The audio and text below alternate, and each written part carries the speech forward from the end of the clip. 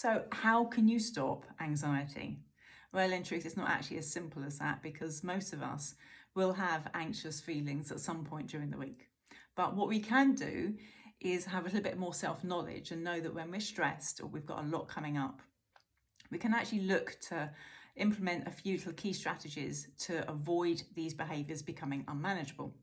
So, my first thing would be to avoid caffeine. Coffee and black tea are really a big no-no for me.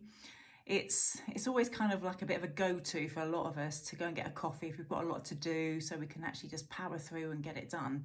But more often than not, for me, I will say that's the worst decision I can make because the caffeine, for me, I'm particularly susceptible to it, I think.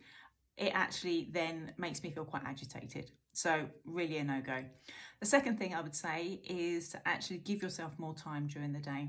I'm very guilty of deciding just before I need to go out and get the kids, just go put another load of washing on, and then I'll get stuck in traffic and then become very frustrated that I kind of like made that decision. So, give yourself extra time. And the third thing is to get out into nature.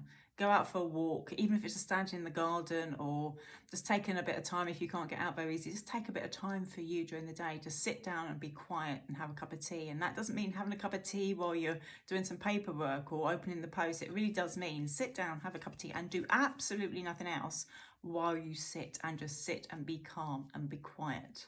So I hope that's helpful.